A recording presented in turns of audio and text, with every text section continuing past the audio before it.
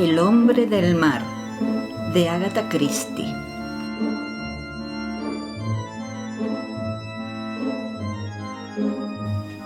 El señor Satterthwaite se sentía viejo. Esto no era de extrañar, ya que en la opinión de mucha gente lo era. Jóvenes y reflexivos solían comentar a sus compañeros: ¿Quién? El viejo Satterthwaite. Debe de tener, si no 100, por lo menos 80 años. Y aún la muchacha más compasiva exclamaba al hablar de él: «Ah, Satterthwaite, sí, es bastante viejo, debe tener 60». Lo cual era aún peor, pues ya tenía 69.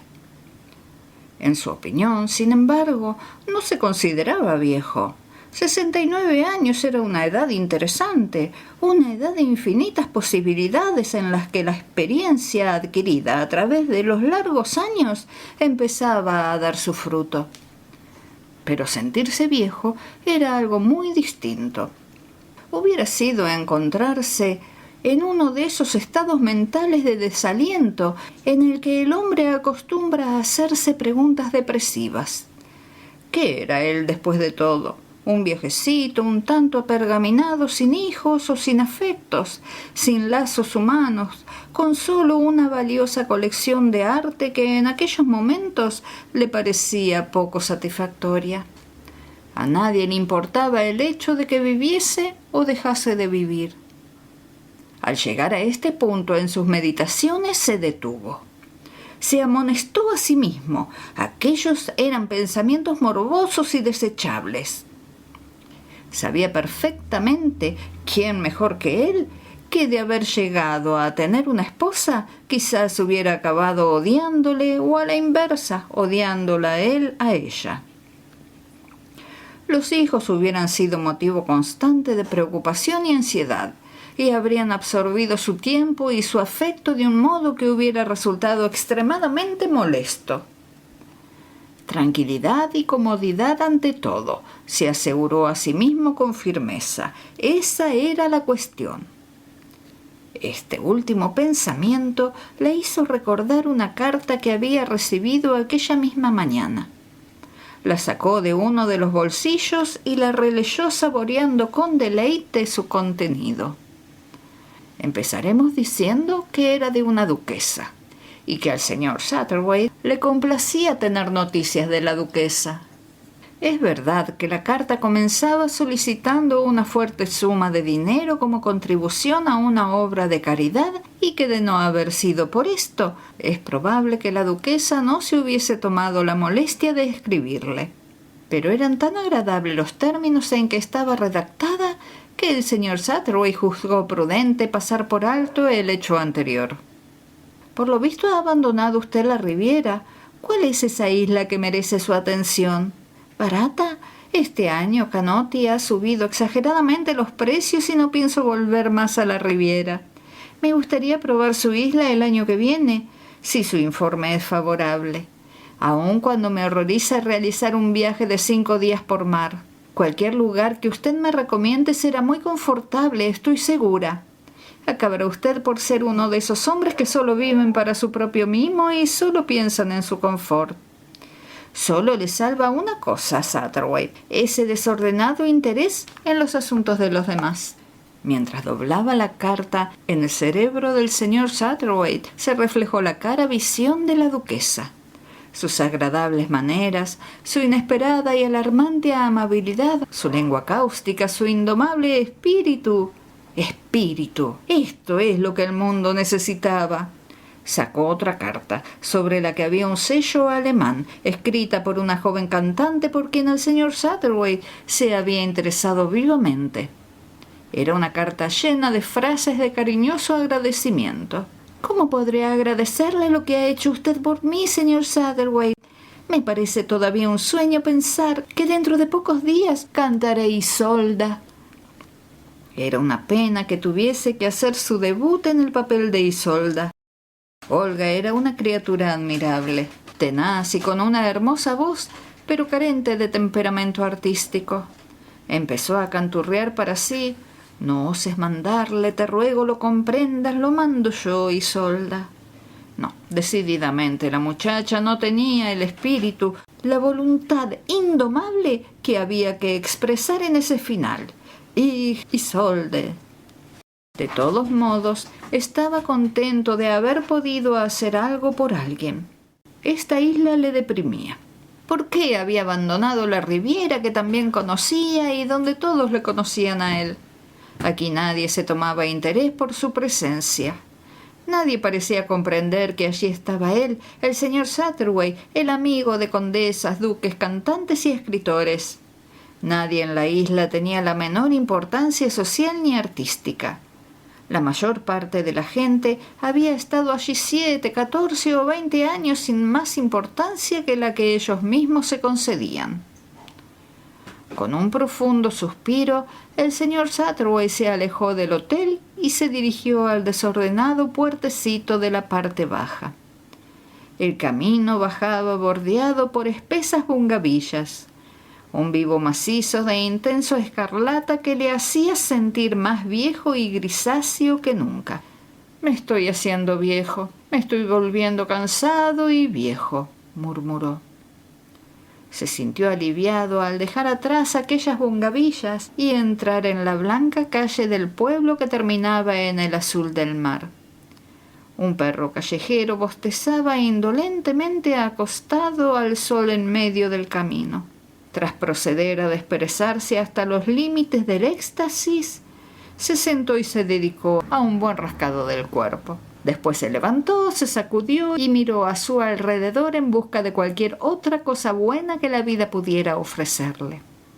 Había un montón de basura en uno de los lados y a él se dirigió relamiéndose con anticipada complacencia. Era cierto, no le había engañado su delicado olfato. Un agradable olor a podrido que sobrepasaba todas sus esperanzas. Lo humeó unos instantes con creciente satisfacción, pero luego, abandonándose a sí mismo, se tumbó de espaldas y se revolcó frenéticamente entre aquellas deliciosas inmundicias. El mundo, aquella mañana, era un paraíso para los perros. Cansado al fin, se levantó y fue a tenderse de nuevo en medio de la calle. En este momento, y sin previa advertencia, un coche destartalado apareció a toda marcha por una de las esquinas. Le pasó por encima de pleno y se alejó sin prestarle la más mínima atención. El perro consiguió ponerse de nuevo de pie. Se quedó unos instantes inmóvil, fijando en el señor Satterway una triste mirada llena de un vago reproche y se derrumbó. El señor Satterway se acercó y se inclinó sobre él. Estaba muerto. Continuó su camino pensando en la inconsistencia y crueldad de la vida. Qué expresión de desencanto había en la última mirada de aquel pobre perro que parecía querer decir: «Oh mundo, mundo maravilloso en quien yo inocentemente confié, ¿por qué me has hecho esto?». El señor Satterway siguió andando, dejó atrás los caminos bordeados de palmeras y las dispersas casitas blancas del pueblo. Pasó de largo la playa de negra lava, entre cuyas rugientes olas perdiera años atrás la vida un conocido nadador inglés. Las aguas tranquilas entre rocas donde niños y ancianas retozaban, haciéndose la ilusión de que se bañaban, y subió al fin por la empinada senda que conducía a la cima del acantilado. Al borde mismo había una casa designada con el apropiado nombre de La Paz. Era blanca, con verdes postigos herméticamente cerrados y un tanto descoloridos por la acción del tiempo. Un descuidado pero hermoso jardín y una avenida de cipreses conducían a una especie de plataforma que había junto al borde del acantilado y desde donde podía contemplarse abajo, muy abajo, el profundo azul del mar. Era este, sin duda, el lugar de destino del señor Satterway. Se había encariñado con la contemplación de los jardines de La Paz, pero jamás había entrado en la villa. La casa siempre parecía estar deshabitada. Manuel, el jardinero español, saludaba a los visitantes y siempre atento obsequiaba con un ramo a las señoras y con una flor para el ojal a los caballeros con su morena tez arrugada por las sonrisas. A veces el señor Satterway forjaba sus propias historias acerca de la propietaria de la casa. Su favorita era la de que se trataba de una bailarina española en un tiempo famosa por su gran hermosura, escondida allí para que el mundo ignorase siempre que había dejado de ser bella. Se la imaginaba saliendo de la casa y paseándose silenciosamente por entre las flores. Estuvo muchas veces tentado de preguntar a Manuel sobre la verdad del caso, pero resistió la tentación. Prefería sus fantasías. Después de cambiar unas palabras con el jardinero y aceptar complacido el capullo de una rosa de té, el señor Satterwhite se internó por el paseo de cipreses que conducía al mar. Era realmente maravilloso poder contemplarlo sentado en el borde del vacío, con el acantilado a sus pies. Esto le trajo a la memoria los personajes de Tristán e Isolda, el comienzo del tercer acto, con Tristán y Courbenal, aquella solitaria espera, la llegada de Isolda desde el mar y la muerte de Tristán entre sus brazos. No, la pequeña Olga jamás podría interpretar el papel de Isolda, la Isolda de Cornualles, la reina henchida de odio y de amor. Se estremeció, se sentía solo, viejo, aterido. ¿Qué había logrado de su paso por la vida? Nada, nada, ni siquiera tanto como aquel perro callejero. Hubo un inesperado ruido que le hizo salir de su ensimismamiento. No había oído el rumor de los pasos que se acercaban a lo largo del paseo, así que la primera noción que tuvo de la presencia de alguien fue una rotunda y significativa expresión inglesa: «Maldita sea». Se volvió y se encontró cara a cara con un joven que le miraba con unos ojos en los que se reflejaba la sorpresa y la contrariedad. El señor Satterwhite lo reconoció al punto como al viajero que había llegado el día anterior y que le había más o menos intrigado. El señor Satterwhite le llamaba joven, pues en realidad lo era si se comparaba con el grupo de inmortales que se hospedaban en el hotel. Pero indudablemente pasaría de los 40 y no sería tampoco muy arriesgado suponer que andaría rondando el medio siglo. Sin embargo, y a pesar de esto, el calificativo de joven le sentaba de maravilla. El señor Satterwhite solía ser muy certero en estas apreciaciones. Había un no sé qué de falta de madurez en su aspecto. Le ocurría lo que a muchos perros, que siguen dando la impresión de cachorros aún después de su completo desarrollo. El señor Satterwhite pensó: este muchacho no ha llegado a madurar debidamente, eso es todo. Sin embargo, no había nada de particular en ese Peter Panish. Era delicado en sus modales, casi regordete, con el aspecto de un hombre que no se ha privado jamás de placer o satisfacción material alguno. Ojos castaños casi redondos, pelo rubio tirando a gris, un pequeño bigote y cara arrebolada. Lo que intrigaba al señor Satterwhite era la razón que había podido tener para ir a la isla. Podía imaginárselo cazando fieras, jugando al polo, al tenis o al golf y haciendo la corte a mujeres bonitas. Pero en la isla no había cosa alguna sobre la que poder disparar, ni juegos, con excepción del croquet. Y lo más aproximado a una mujer bonita estaba representado por la anciana señorita Baba Kindersley.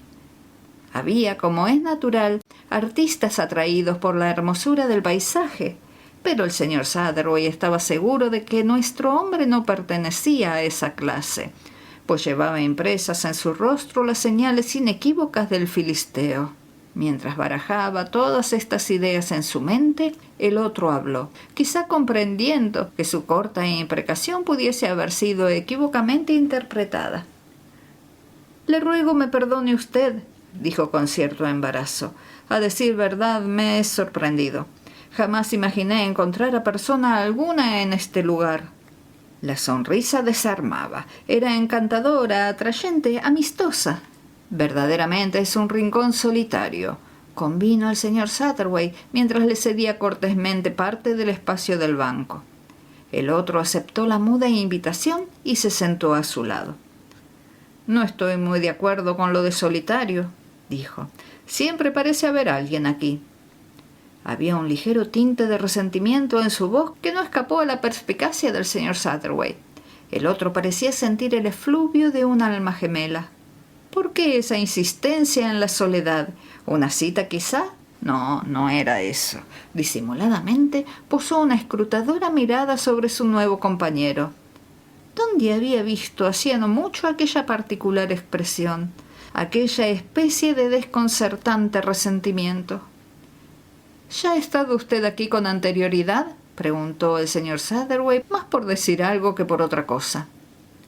Estuve aquí anoche, después de cenar. ¿Ah, sí? Creí que a esa hora la verja estaría cerrada. Hubo una pequeña pausa, pasada la cual, y casi sombríamente, nuestro hombre añadió: salté el muro. El señor Satterwhite le observó desde este momento con suma atención. Su mente poseía la rapidez de un sabueso y recordó que su compañero había llegado al hotel solo la tarde anterior. Había tenido muy poco tiempo para poder apreciar a la luz del día la belleza de la villa y hasta aquel momento no había hablado con nadie. Sin embargo, después de anochecer se había dirigido directamente a La Paz. ¿Por qué?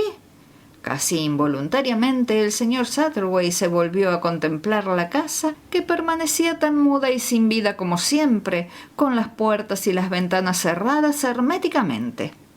No, la solución del misterio no estaba allí. ¿Y usted dice que encontró a alguien aquí ayer? El otro asintió.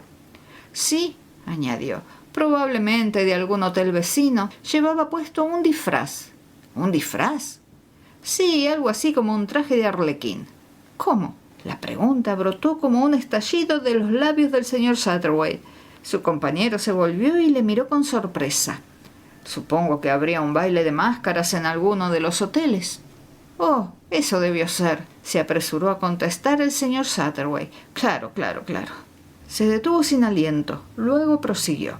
Debe usted perdonar mi excitación. ¿Sabe usted algo acerca de la catálisis? El hombre lo miró con sorpresa. Nunca he oído esa palabra. ¿Qué significa? El señor Satterwhite acotó con seriedad. Una reacción química cuyo éxito depende de la presencia de una cierta sustancia que en sí permanece inalterable. Ah, se limitó a contestar su compañero. Tengo un amigo, su nombre es el señor Quinn, a quien solo puede describírsele en términos catalíticos. Su presencia es signo de que algo va a ocurrir, pues donde él se encuentra, extrañas revelaciones salen a la luz y se hacen sorprendentes descubrimientos. Y sin embargo, él mismo no toma parte directa en ello. Tengo la impresión de que fue a mi amigo a quien usted vio anoche aquí. El tipo surgió de repente, me dio un susto mayúsculo. Un instante antes no estaba y el siguiente estaba, como si hubiera surgido del mar. El señor Satterwhite dirigió una escrutadora mirada por la pequeña meseta y hacia el fondo del acantilado. Eso es una tontería, claro, dijo el otro, pero esa fue la sensación que percibí, y es evidente que aquí ni siquiera hay sitio para una mosca, añadió asomándose al borde del precipicio. Un corte perfectamente limpio, un paso hacia adelante y todo se acabaría para siempre. El sitio ideal para un asesinato, comentó el señor Satterwhite en tono jocoso. El otro le miró como si no acabara de comprender sus palabras. Después dijo vagamente: sí, claro. Siguió sentado con el ceño fruncido, golpeando distraídamente el suelo con la punta de su bastón. De pronto, el señor Satterwhite encontró la semejanza que tanto había buscado. Este hombre tenía la misma expresión que mostró el perro después de ser atropellado. Sus ojos y los del joven estaban llenos de la misma pregunta y del mismo reproche patético. «Oh, mundo en quien inocentemente confié, ¿por qué me has hecho esto?». Siguió encontrando nuevos puntos de contacto entre ambos. La misma despreocupación, el mismo alegre abandono a los placeres que brinda la vida, la misma ausencia de esfuerzo intelectual. Con lo suficiente para poder vivir holgadamente en cada momento, el mundo parecía un lugar perfecto, un lugar de delicias carnales, el sol, el cielo, el mar e incluso un discreto montón de basura. ¿Qué sucedió después? Un coche atropelló al perro. ¿Qué habría atropellado a aquel hombre? El motivo de sus divagaciones le interrumpió al llegar a este punto, al exclamar más bien para sí que para el señor Satterwhite: Uno se pregunta si acaso vale la pena vivir. Palabras familiares que casi siempre tenían la virtud de traer una sonrisa a los labios del señor Satterwhite, por la inconsciente evidencia del innato egoísmo humano que insiste en considerar cada manifestación de la vida como un designio expreso para su deleite o su tormento. No contestó, y el forastero añadió acompañando sus palabras con una risita en tono de disculpa. He oído un aforismo que dice que todo hombre debería al menos construir una casa, plantar un árbol y tener un hijo. Se detuvo unos instantes y luego añadió: creo que lo que yo planté un día fue un alcornoque. El señor Satterwhite se agitó ligeramente. Su curiosidad, aquel interés siempre presente en él por inmiscuirse en los asuntos ajenos y del que la duquesa le acusara en su carta, se había vuelto a despertar con inusitada agudeza. No era extraño. El señor Satterwhite tenía una faceta acentuadamente femenina en su naturaleza y era la de saber escuchar tan bien como una mujer y encontrar siempre el momento de intercalar la frase oportuna. En aquel momento empezó a oír la historia entera. Anthony Coston, ese era el nombre del forastero, había tenido una vida muy parecida a como el señor Satterwhite había imaginado. No era un portento como narrador, pero el señor Satterwhite sabía rellenar fácilmente los huecos que pudiesen encontrarse en su historia. Una existencia corriente, unos ingresos normales, una temporada en el ejército, una gran afición por los deportes, un gran número de amistades, un montón de cosas agradables de las que disfrutar y suficientes mujeres. La clase de vida que en general hace inhibir el pensamiento y lo sustituye por sensaciones. Hablando francamente, una vida completamente animal.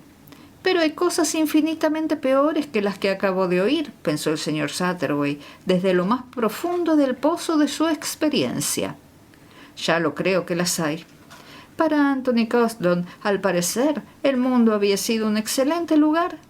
Se había quejado alguna vez porque todo el mundo lo hacía, pero nunca en serio. Y de repente, aquello. Finalmente había llegado al punto crucial, aunque vaga e incoherentemente. No se había dado cuenta de ello. Habló con su médico y éste le persuadió de que debía consultar el caso con uno de los especialistas de Harley Street. Después, la increíble verdad. Habían intentado en vano ocultárselo.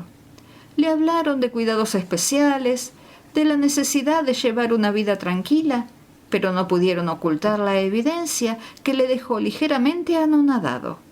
Le daban 6 meses. Eso era todo lo que le daban. 6 meses. Volvió hacia el señor Satterwhite sus confusos ojos castaños. Había que admitir que el golpe era rudo, de los que le dejaban a uno sin saber qué hacer. El señor Satterwhite asintió con un movimiento grave y comprensivo. Era difícil resolverlo todo en tan corto tiempo, prosiguió explicando Anthony Coston. ¿Qué hacer con el tiempo? Con la condenada espera hasta el final. No sentía síntoma alarmante alguno, aunque el especialista aseguró que no tardarían en presentarse. Le parecía un sarcasmo tener que enfrentarse con la muerte en el momento en que menos lo deseaba. Lo mejor sería, pensó, continuar viviendo como hasta aquel momento, pero algo no había funcionado. Aquí el señor Satterwhite le interrumpió para preguntarle con toda la discreción posible si no había mezclado en todo ello el nombre de alguna mujer. Aparentemente no la había. La sabía, por supuesto, pero no al menos de aquel tipo. Su círculo de amistades era de un tipo muy alegre. No había querido hacer ante ellos el papel de un cadáver viviente. No deseaba que se convirtieran en un séquito fúnebre. Hubiera sido embarazoso para todo el mundo. Por eso decidió marcharse solo al extranjero. ¿Y vino usted a estas islas? ¿Se puede saber por qué ha venido? El señor Satterwhite iba a la casa de algo delicado e intangible que flotaba dentro de todo aquel intrincado misterio, algo que intentaba eludirle, pero que estaba seguro de que se encontraba allí. ¿Había estado aquí antes, quizá?, añadió. Sí, admitió casi involuntariamente, hace años, siendo todavía muy joven. Y de repente, casi inconscientemente, dirigió una mirada por encima del hombro en dirección a la casa. Recuerdo este lugar, continuó, y añadió mirando en dirección al mar, la antesala de la eternidad. Y esa es la razón por la que vino aquí ayer noche, dijo el señor Satterwhite con calma. Anthony Coston le lanzó una mirada desmayada. Oh, no, en realidad, protestó. Anoche encontró usted a alguien aquí. Esta tarde me encuentra usted a mí. Son ya 2 las veces que su vida ha sido salvada. Puede usted decirlo así, pero que me condene si no es mi vida. Tengo derecho a hacer con ella lo que me venga en gana. Eso es pura palabrería, contestó el señor Satterwhite en tono átono. Claro que comprendo su punto de vista, admitió generosamente Anthony Coston. Trata usted de disuadirme, como yo mismo lo haría con un amigo, aun estando convencido de que tuviera una poderosa razón. Y usted sabe que yo la tengo. Un final rápido es más sensato que una agonía prolongada, que solo causa trastornos, gastos y pesadumbres a los demás. Al fin y al cabo, no hay nadie en el mundo que me pertenezca. ¿Y si lo hubiese?, interpuso vivamente el señor Satterwhite. Coston aspiró el aire con fuerza. No lo sé, pero aún en este caso sería lo mejor. De cualquier modo, no tengo... Se detuvo bruscamente. El señor Satterwhite le observó con curiosidad. Con su incurable romanticismo le sugirió que en algún rincón de su corazón había una mujer, pero Coston lo negó. No tenía motivo alguno de queja, decía. En general había tenido una buena vida. Era una pena tenerla que abandonar tan pronto, eso era todo. Pero de todos modos había tenido cuanto pudiera desear, con excepción de un hijo. Le habría gustado enormemente tener un hijo, alguien que hubiese sido como una prolongación de sí mismo. Fuera de esto, insistió, había tenido una buena vida. La paciencia del señor Satterwhite se agotó en ese instante. Nadie, señaló, que estuviese todavía en estado larvario podía presumir de conocer nada de la vida, ya que las palabras estado larvario no parecieron tener sentido para Coston, procuró explicar su significado con mayor claridad. Usted aún no ha empezado a vivir, está todavía empezando. Mire usted mis cabellos, son grises ya, tengo 40 años y... El señor Satterwhite le interrumpió. ¿Y eso qué tiene que ver? La vida se compone de un cúmulo de experiencias físicas y mentales. Yo, por ejemplo, he cumplido los 69 años y tengo en realidad esa edad. He conocido, directamente o de segunda mano, casi todas las experiencias que la vida puede ofrecer.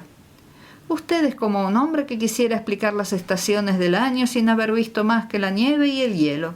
Las flores de la primavera, la languidez de los días estivales, la caída de las hojas en otoño le serían completamente desconocidas y ni siquiera sabría de su existencia. ¿Iba usted a renunciar voluntariamente a la oportunidad de conocerlas? Parece olvidar, dijo Coston con osquedad, que solo me quedan 6 meses de vida. El tiempo, como todas las cosas, es relativo, insistió el señor Satterwhite. ¿Quién le dice que esos 6 meses no van a ser los más largos y de más variada experiencia de toda su vida? Coston le miró muy poco convencido.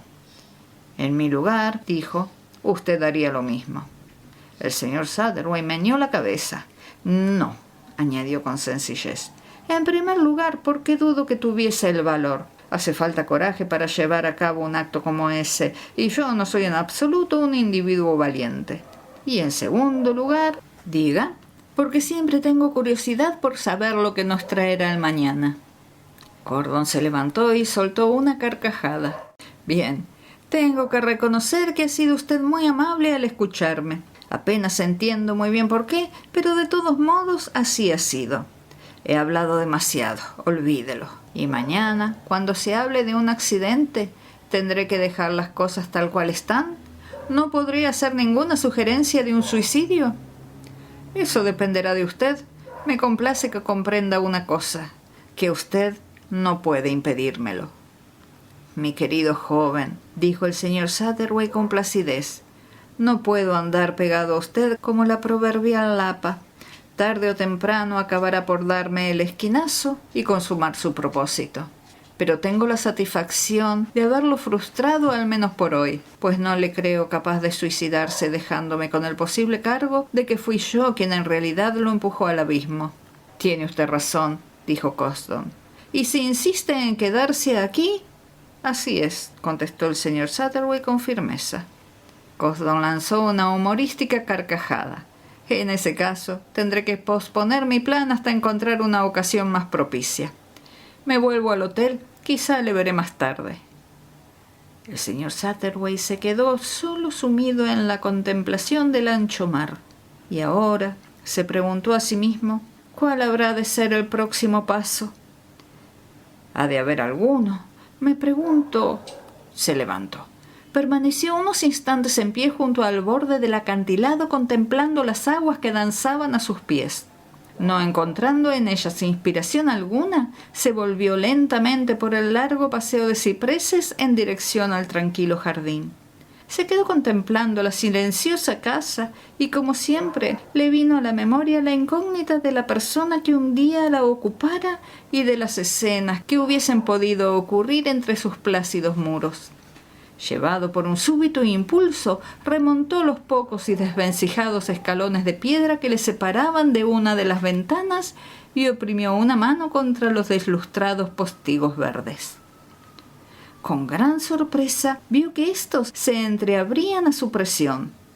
Se detuvo unos instantes como indeciso, pero al fin se decidió y los abrió de par en par.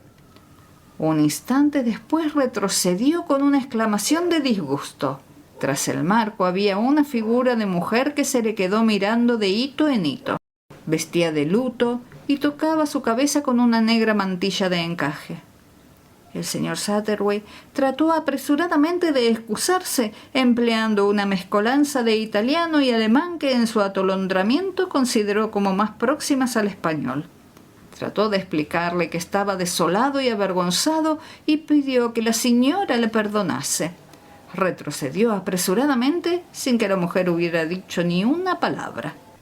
Se hallaba ya a mitad de camino de la verja cuando hirieron sus oídos dos palabras que resonaron secas como el restallido de un látigo. «Vuelva aquí».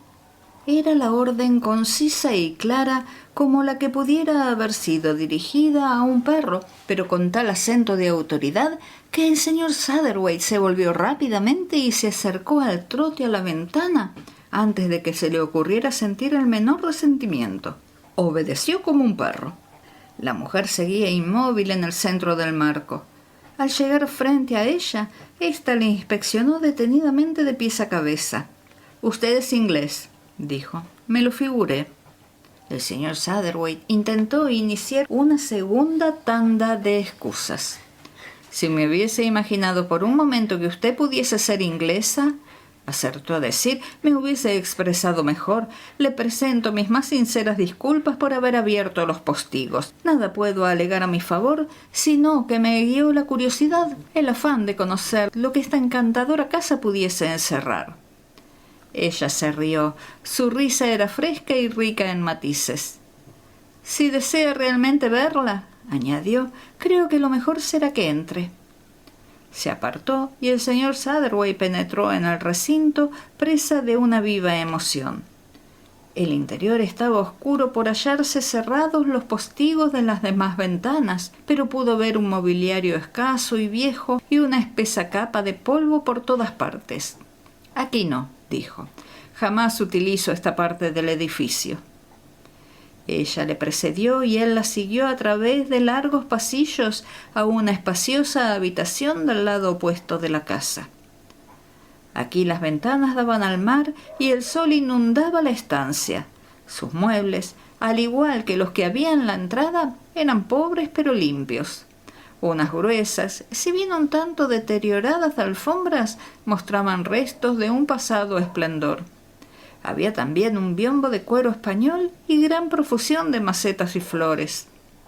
«Tomará usted el té conmigo», dijo como para reafirmar la sinceridad de su acogida. «Es un té excelente y está hecho, además a la inglesa, con agua hirviendo».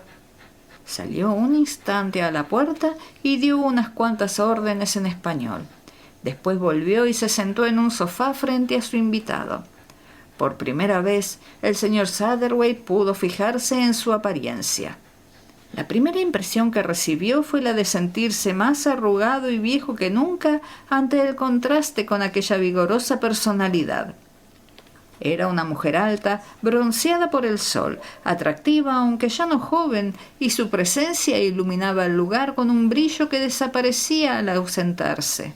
Y de ella emanaba una curiosa calidez y viveza que en aquellos momentos empezaba a embargar al señor Satterwhite, que se reanimaba por momentos con la fruición del que extiende sus manos ateridas ante un confortante fuego. Y pensó: tiene tanta vitalidad que todavía le sobra para repartirla sobre los demás.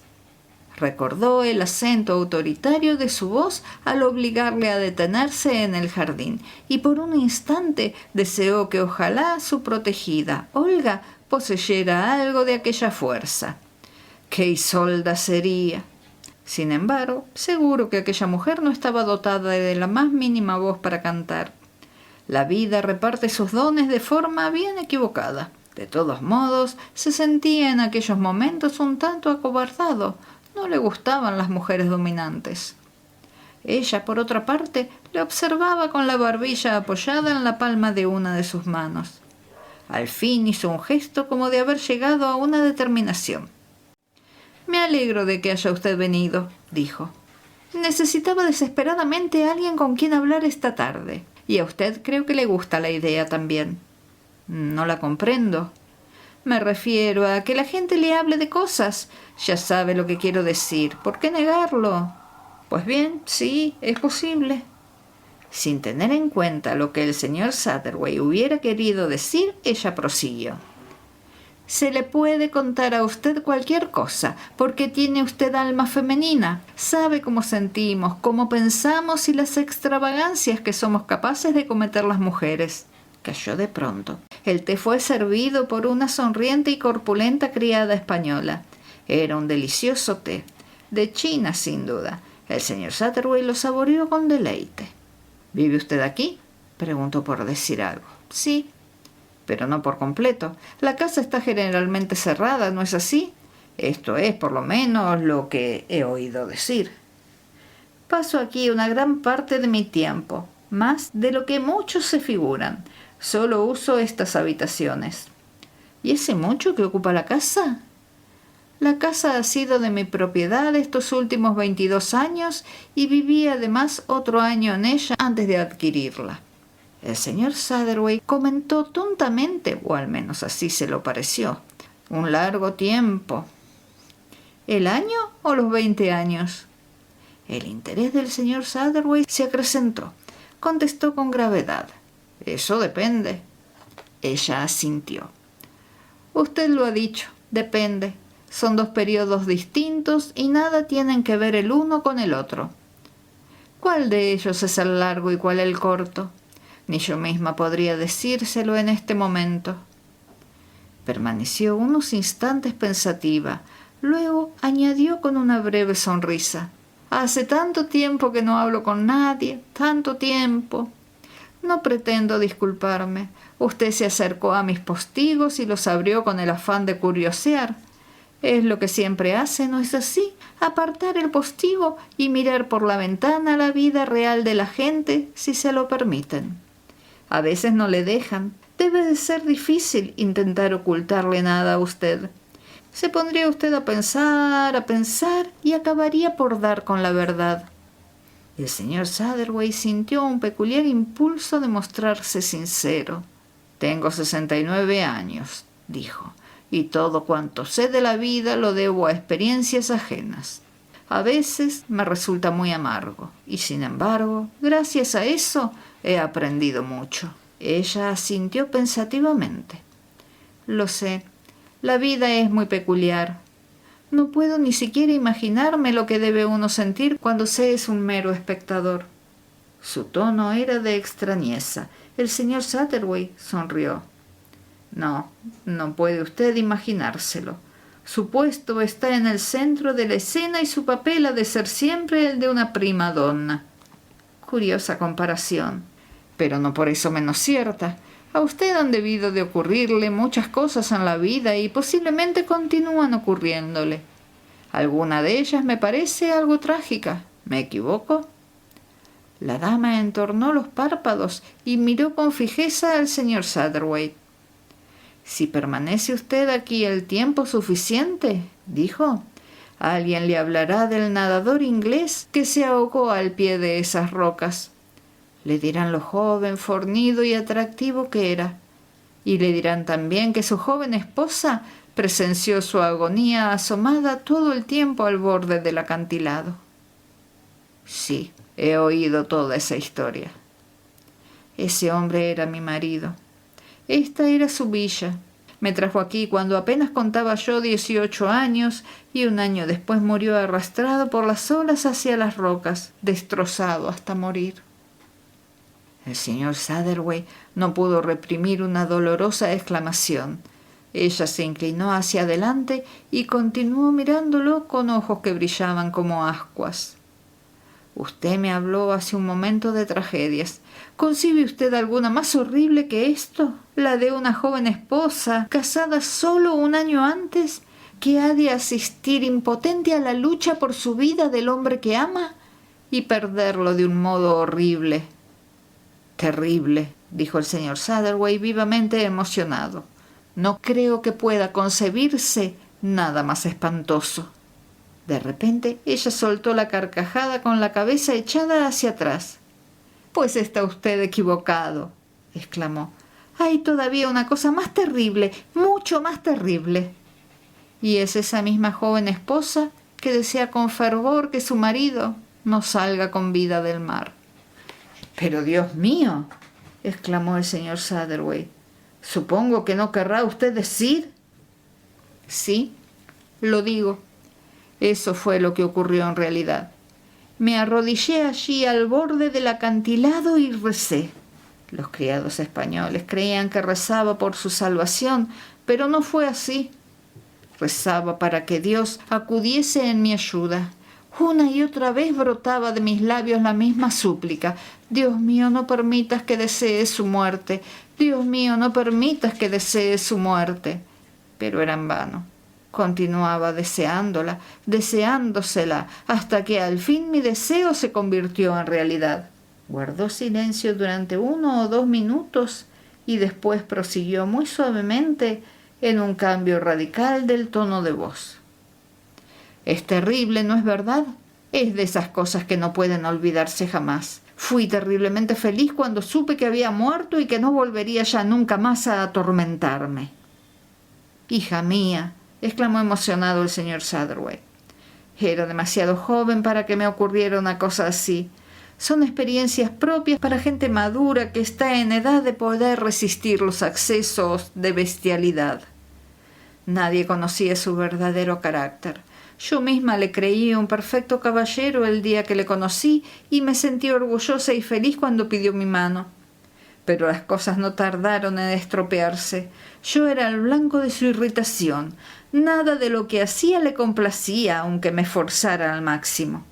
Después empezó a zaherirme y especialmente a aterrorizarme.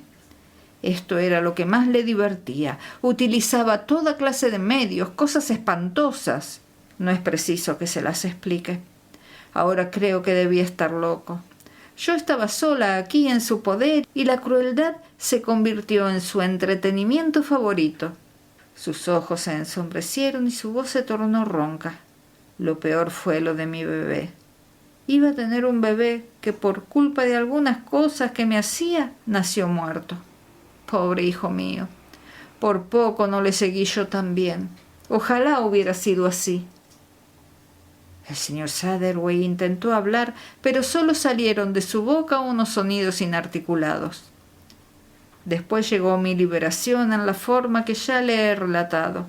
Algunas jóvenes que se hospedaban en el hotel picaron su amor propio. Así fue como ocurrió. Todos los españoles le dijeron que era una locura intentar desafiar el mar en aquel punto, pero su vanidad pudo más que él. Quería lucirse. Y yo le vi ahogarse y me alegré. Creo que fue Dios quien permitió que las cosas sucediesen de ese modo. El señor Satterwhite extendió una de sus apergaminadas manos que ella estrechó con efusión casi infantil. La madurez parecía haber desaparecido de su rostro y sus facciones adquirieron unos instantes la tersura de la juventud. Adivinó cómo debió de haber sido a los 19 años. Al principio creí que todo aquello había sido un sueño.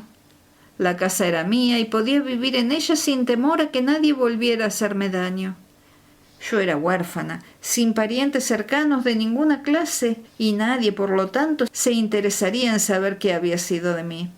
Esto simplificaba las cosas. Seguí viviendo aquí, en esta villa, y me pareció el paraíso. Nunca fui tan feliz como entonces ni volveré a serlo. Despertarme solo para ver que no pasaba nada, sin dolor, sin terrores, sin la angustia de lo que podía ocurrirme a continuación. Sí, aquello era el paraíso. Hizo una larga pausa. El señor Satterwhite preguntó: ¿y después? Supongo que es condición de los humanos no estar nunca satisfechos con lo que tenemos. Al principio bastó la libertad. Después, bueno, empecé a encontrarme sola. Volví a pensar en la muerte de mi bebé. Si por lo menos tuviera a mi hijo, pensé. Lo necesitaba, no solo como hijo, sino como algo con que entretenerme. Suena un poco infantil, ¿verdad? Pero era así. Lo comprendo, asintió gravemente el señor Satterwhite. Es difícil explicar lo que vino después. Admitamos simplemente que sucedió porque tenía que suceder. Un joven inglés estaba hospedado en el hotel. Un día, por equivocación, entró en el jardín. Yo vestía un traje típico del país y me tomó por una española. Me hizo una gracia la equivocación y continué la farsa. Su español era muy malo, pero conseguía hacerse entender. Le dije que la villa pertenecía a una señora inglesa que se encontraba de viaje y que era ella quien me había enseñado el poco inglés que sabía. Lo hablé mal a propósito, fue tan divertido todo aquello. Empezó a cortejarme y convinimos en hacernos la ilusión de que la casa era nuestro hogar, que acabábamos de casarnos y pensábamos quedarnos a vivir en ella. Le sugerí que probáramos entrar por una ventana con postigos, precisamente la que usted escogió esta tarde. Estaba abierta. Entramos en una habitación un tanto descuidada y cubierta de polvo.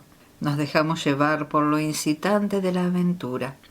Fue excitante y maravilloso. Hacíamos ver que era nuestra casa. De pronto se detuvo y dirigió una suplicante mirada al señor Satterwhite. Todo aquello era tan encantador como un cuento de hadas. Y lo curioso del caso para mí es que nada de aquello era verdad, no era real. El señor Satterwhite asintió. La veía quizá con más claridad que ella se viera a sí misma. Una pobre muchacha sola, llena de miedo, convencida de que nada malo iba a ocurrirle por tratarse de algo que no era real. Era un hombre como tantos que iba en busca, sin duda, de una aventura, pero dulce y apasionado al mismo tiempo. Seguimos la comedia. Volvió a mirar fijamente al señor Satterwhite. ¿Comprende usted bien lo que quiero decir? Seguimos aparentando que... Hizo una nueva pausa. A la mañana siguiente volvió a la villa. Le vi a través de las persianas de mi cuarto. No se imaginaba ni siquiera que yo pudiese estar dentro. Seguía creyéndome una sencilla muchacha española del campo y no cesaba de mirar a su alrededor como buscando a alguien. Me había pedido volver a verme y yo le había dicho que sí, pero en realidad no era sincera. Siguió paseándose por el jardín con aire preocupado. Creo que pensaba en mí. Era agradable que alguien se preocupara por mí. Era muy simpático. Volvió a detenerse. Al día siguiente abandonó el pueblo y nunca más he vuelto a saber de él. Mi hijo nació 9 meses después y mi felicidad desde entonces llegó a ser completa. Ser madre sin complicaciones y sin nadie a mi lado que pudiese herirme o hacerme sentir miserable. Me hubiese gustado conocer su nombre de pila. Se lo habría puesto al niño. Parecía ingratitud no hacerlo así. Me había dado lo que yo más ansiaba en el mundo y ni siquiera llegaría a enterarse de su existencia. Me consolaba, sin embargo, la idea de que quizá él no lo vería de ese modo y que saberlo solo le preocuparía y molestaría. Yo no debía haber sido más que un mero pasatiempo para él. ¿Y el niño?, preguntó el señor Satterwhite. Una maravilla. Le puse el nombre de John. Ojalá pudiera verle usted. Tiene 20 años y estudia la carrera de ingeniero de minas. Ha sido para su madre el mejor hijo y el más amoroso que pueda usted concebir. Tuve que decirle que su padre había muerto antes de su nacimiento. El señor Satterwhite se quedó contemplándola. Una curiosa historia, pero incompleta. Faltaba algo que indudablemente ella no había querido decir. 20 años son muchos años, dijo reflexivamente. ¿No ha acariciado usted nunca la idea de volverse a casar? Como contestación hizo un gesto negativo con la cabeza. Un vivo rubor se extendió lentamente por sus broncíneas mejillas. ¿Le bastó el consuelo del niño durante todo ese tiempo? Ella se le quedó mirando. Sus ojos parecían haber dulcificado su expresión. Suelen suceder cosas tan raras, murmuró. Tan raras que difícilmente llegaría usted a creerlas. Por más que, quién sabe.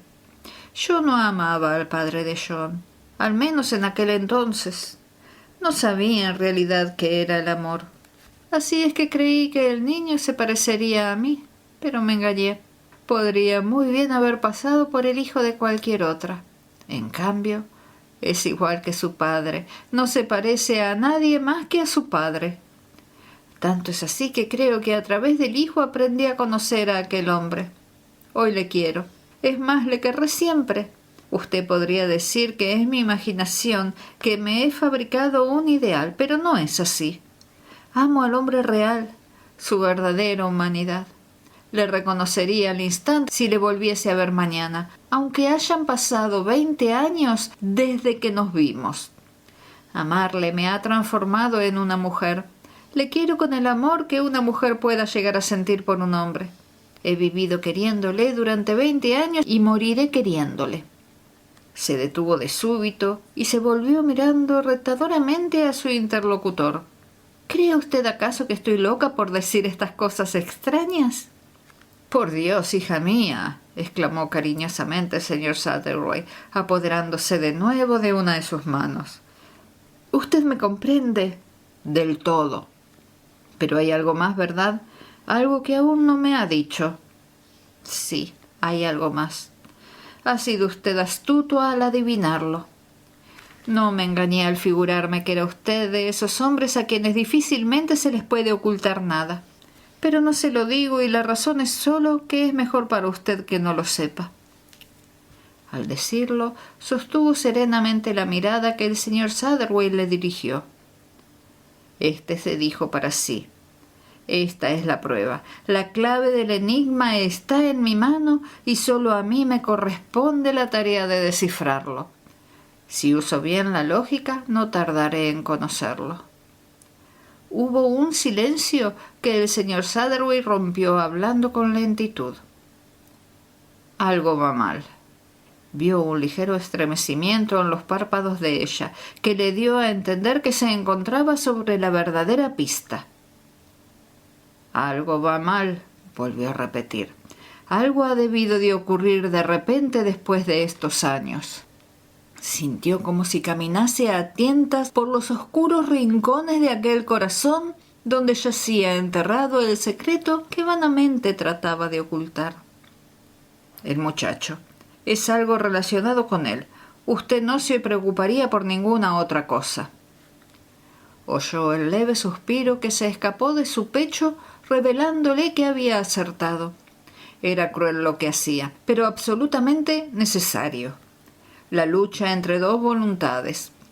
Ella tenía un carácter dominante y despiadado, pero él también lo tenía.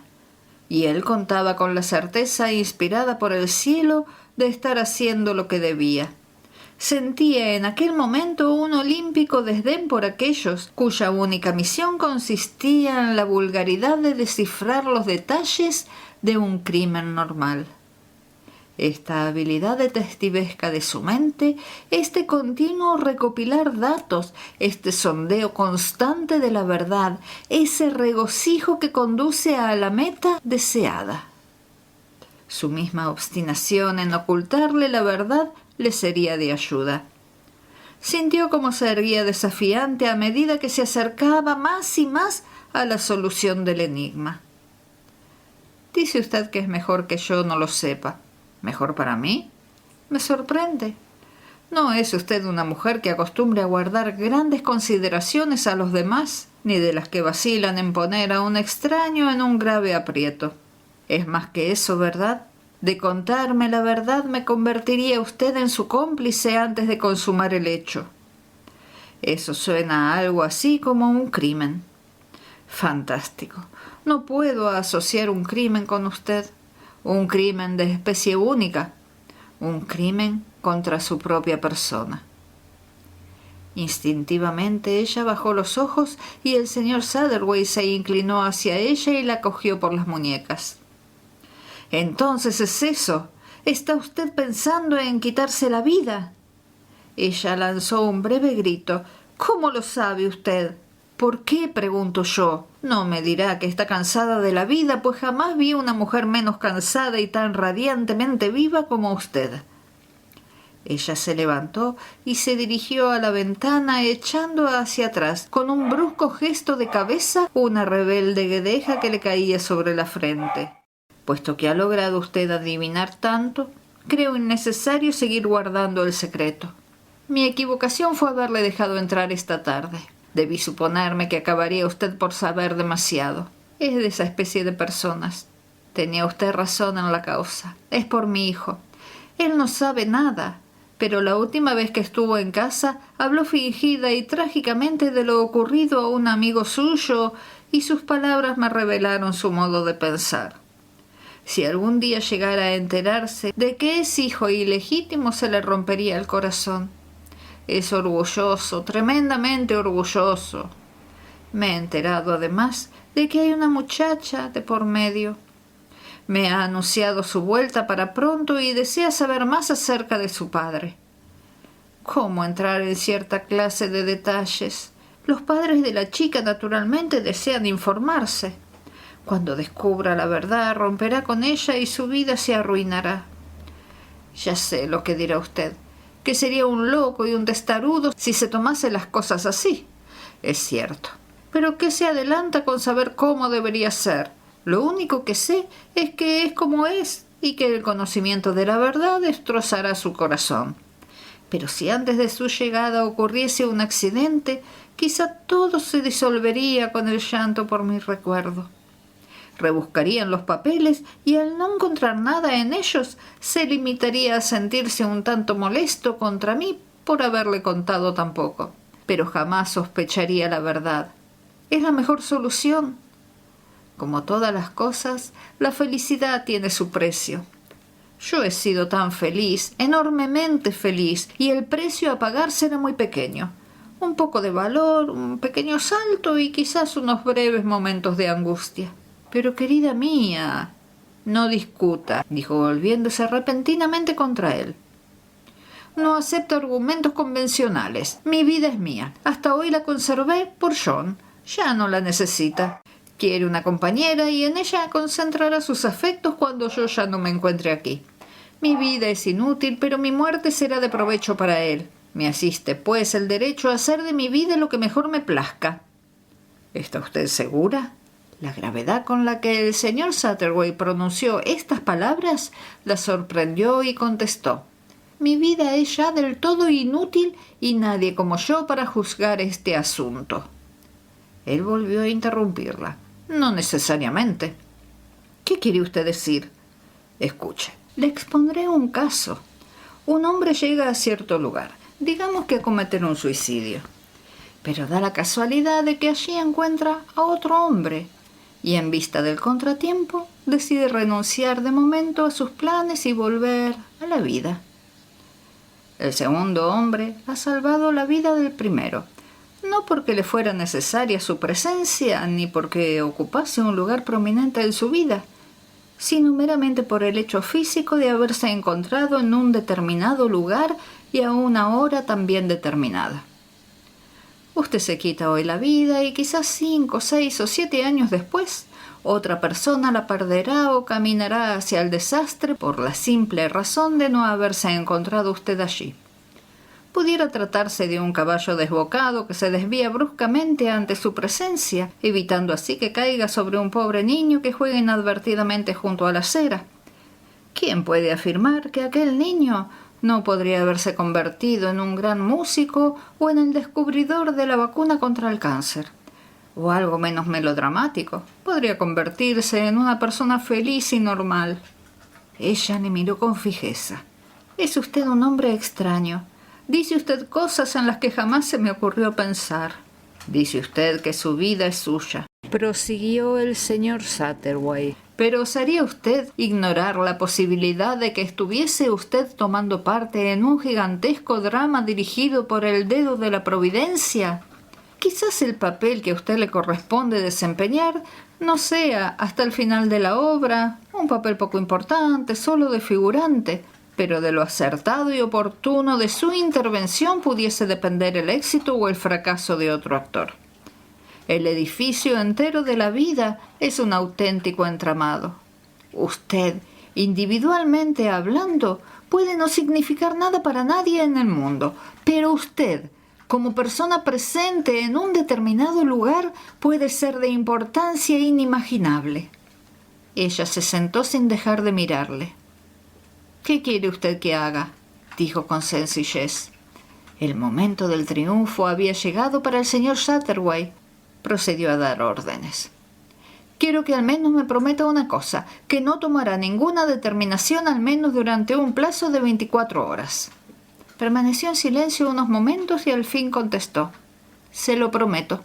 Deseo además pedirle un favor». «Usted dirá». «Deje usted escorrido el pestilo de la ventana por la que he entrado y monte usted guardia en ella esta noche». Lo miró sorprendida, pero asintió. «Y ahora», dijo el señor Satterwhite, consciente de lo que no tardaría en ocurrir, «creo que debo marcharme. Dios la bendiga, querida mía». Se retiró con cierto embarazo. La fornida sirvienta española le salió al encuentro en el pasillo y le abrió una puerta lateral después de mirarle con curiosidad todo el rato. Era ya casi de noche cuando llegó al hotel. Sentada en la terraza había una solitaria figura. Hacia ella se encaminó. Estaba excitado y con el corazón que parecía saltársele del pecho. Tenía el convencimiento de que la solución de la partida estaba ahora en sus manos. Un movimiento en falso y... Trató, sin embargo, de ocultar su emoción y hacerse el encontradizo con Anthony Coston. «Hermosa noche», observó. «Llegué a perder la noción del tiempo sentado junto al acantilado». «¿Ha estado usted todo este tiempo allí?». El señor Satterwhite hizo un gesto afirmativo. La puerta giratoria se abrió para dar paso a alguien y un haz de luz alumbró las facciones de Coston, iluminando claramente las huellas de su mudo sufrimiento y su angustiosa espera. El señor Satterwhite pensó para sí: «Sufre más de lo que yo hubiera sufrido en su caso, lo que puede la imaginación, la conjetura y la especulación. No es difícil, si se quiere, poner coto a la expansión del dolor, pero el sufrimiento ciego e instintivo de un animal debe ser algo terrible». Coston habló súbitamente con voz ronca. «Voy a dar un paseo después de cenar. Usted sabe lo que quiero decir. A la tercera va la vencida. Por lo que usted más quiera, no vuelva a inmiscuirse en mis asuntos. Yo sé que lo hace con la mejor intención, pero créame, es completamente inútil todo cuanto intente hacer». El señor Satterwhite se irguió como si intentara desperezarse. «No acostumbro a meterme donde no me llaman», dijo como queriendo quitarle importancia a lo que en realidad era en aquellos momentos la única finalidad de su existencia. «Sé lo que piensa usted», intentó proseguir, pero fue interrumpido de nuevo por el señor Satterwhite. «Siento mucho no poder participar de su opinión», dijo. «Nadie puede saber lo que otra persona piensa. Quizá puedan imaginárselo, pero la mayoría de las veces se equivocarán». «Quizá sea como usted dice», hubo de admitir Caston, aún persistiendo en la duda. «El pensamiento es privativo de uno solo», continuó su compañero. «Nadie puede tampoco alterar ni influir en el uso que pueda usted hacer de él. Y hablando ahora de cosas más agradables, de esa vieja villa, pongo por caso, tiene un encanto peculiar, tan solitaria, tan apartada del mundo, guardando solo Dios sabe qué impenetrable misterio. No pude contener un irresistible impulso, intenté abrir uno de sus postigos». «¿Así?», dijo Caston, volviendo súbitamente la cabeza. «Estaría cerrada, como es natural». «No», contestó el señor Satterwhite con intención. «Es curioso, estaba abierta». Y añadió misteriosamente, como remachando el clavo: «La tercera ventana, empezando por el final». «¿Cómo?», estalló más que dijo Caston. «¿Esa fue precisamente...?» No terminó la frase, pero el señor Satterwhite había visto la luz que flameó un instante en sus pupilas y se levantó satisfecho. Quedaba todavía un asomo de duda y ansiedad en su interior. Empleando su favorita metáfora teatral, confiaba en haber recitado sus líneas correctamente. Eran unas líneas de importancia capital. Pero al reflexionar de nuevo, su apreciación artística quedó satisfecha. A su paso en dirección al acantilado, Caston no podría resistir la tentación de abrir aquella ventana. No estaba en la naturaleza humana resistir semejante tentación. El imborrable recuerdo de algo que hizo palpitar su corazón 20 años atrás le hizo volver al mismo lugar. Ese mismo recuerdo le impulsaría a acercarse a la ventana. Después, «Lo sabré mañana por la mañana», dijo el señor Satterwhite, dirigiéndose, como tenía por costumbre, a cambiarse para la cena. Debían de ser ya las 10 de la mañana cuando el señor Satterwhite entró de nuevo en el Jardín de la Paz. Manuel le recibió con su acostumbrada sonrisa, su ceremonioso buenos días y su consabido capullo de rosa que el señor Satterwhite se apresuró a colocarse en el ojal de la solapa. Después se encaminó hacia la casa y se quedó frente a ella contemplando sus blancos muros, sus floridas enredaderas y sus descoloridas y mudas persianas. Todo tan silencioso, tan apacible. ¿Habría sido todo ello un sueño? Pero en aquel momento una de las ventanas se abrió y la dama que absorbía los pensamientos del señor Satterwhite salió de la casa. Se encaminó hacia él con un paso vivo y eufórico, como si se sintiera impulsada por una triunfal exaltación. Le brillaban los ojos y cubría sus mejillas un vivo arrebol. Parecía como una de esas alegorías del gozo que se encuentran esculpidas en los frisos. No mostraba la más mínima duda, vacilación o temblor. Al llegar junto al señor Satterwhite, le echó los brazos al cuello y lo besó, no una, sino repetidas veces. Un manojo de grandes rosas frescas y aterciopeladas, así fue como recordó después la caricia. Luz, primavera, gorjeo de aves, esa era la atmósfera en que se sintió envuelto. Calor, satisfacción, inusitado vigor. «Si usted supiera lo feliz que soy», murmuró. «Pero ¿cómo se enteró usted? Es usted como uno de esos bondadosos magos de los que nos hablan los cuentos de hadas». Se detuvo como sofocada por la inmensa emoción que sentía en aquellos momentos. «Hoy mismo iremos a ver al cónsul y nos casaremos sin pérdida de tiempo. Cuando John venga, encontrará a su padre aquí. Le diremos que hubo un malentendido entre nosotros en el pasado.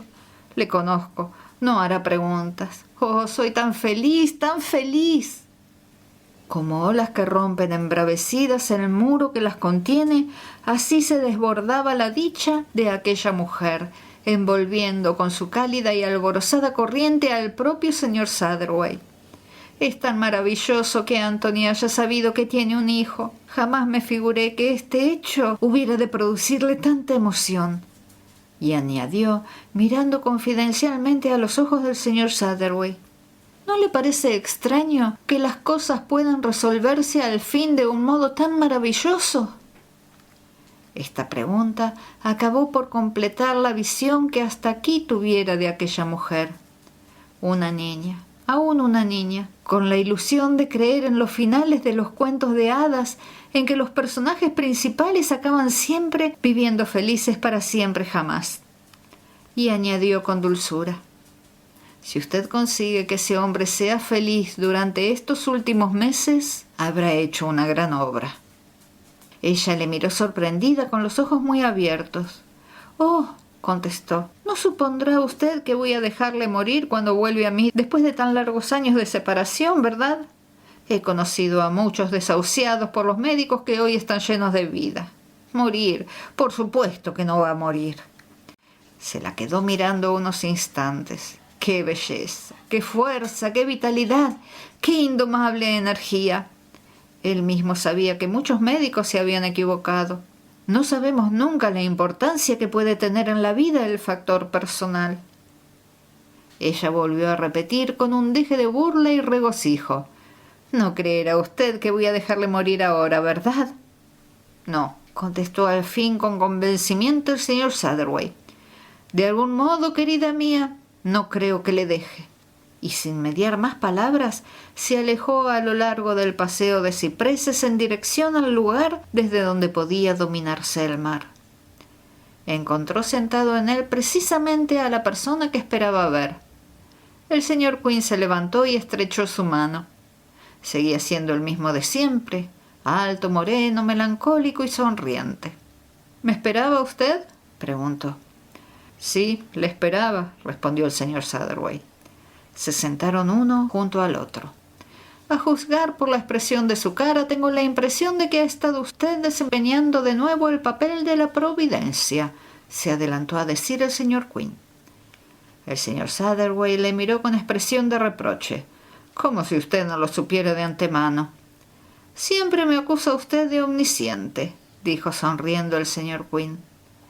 «Si nada sabía, ¿por qué estaba usted aquí anteayer por la noche?», contraatacó el señor Satterwhite. «Ah, eso». «Sí, eso». «Tenía una misión que cumplir». «¿Para quién?». «Usted me ha calificado a veces con el pintoresco nombre de intercesor de los muertos». «¿De los muertos?», dijo el señor Satterwhite un tanto desconcertado. «No lo entiendo». El señor Quin señaló con un largo y huesudo dedo en dirección al abismo que había a sus pies. «Hace 20 años se ahogó allí un hombre». «Lo sé, pero no veo». «Supongamos por un momento que, a pesar de todo, aquel hombre amara a su joven esposa. El amor puede hacer de los hombres ángeles o demonios. Ella sentía por él nada más que una infantil adoración, pero él no encontró en ella la correspondencia que esperaba y eso le enloqueció. Llegó a torturarla precisamente porque la amaba. Son cosas que ocurren, lo sabe usted tan bien como yo». «Sí», admitió el señor Satterwhite. «He visto casos semejantes, pocos por fortuna, muy pocos». «Y habrá usted visto también, y esto con mayor frecuencia, que existe algo que llamamos remordimiento que impulsa a veces y a toda costa a hacer las debidas reparaciones». «Sí, pero en este caso la muerte se adelantó». «La muerte», interrumpió el señor Quin con un ligero deje de desdén en su voz. «Usted cree en la prolongación eterna de nuestras vidas, ¿no es verdad? ¿Quién le dice a usted que no sean las mismas ansias, los mismos deseos, los que persistan en nosotros en el más allá? Si el deseo es suficientemente fuerte y sincero, el mensajero encargado de cumplirlo no dejará de acudir». La voz se apagó en su garganta. El señor Satterwhite se levantó acometido por un temblor. «Tengo que regresar al hotel», dijo. ¿Va usted por el mismo camino? El señor Quinn hizo un movimiento negativo. No, contestó. Debo volver al lugar de donde procedo. Cuando el señor Satterwhite se volvió para mirar por encima del hombro, vio a su amigo encaminarse en dirección al borde del acantilado.